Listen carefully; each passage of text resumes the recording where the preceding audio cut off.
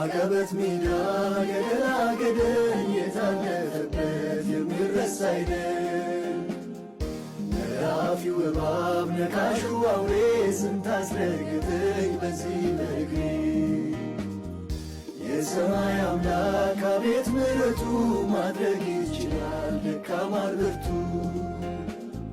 በእሱ ናችሁ ያያችሁ ብዙ በእልልታ ሆታ ምስጋናን አብዙ።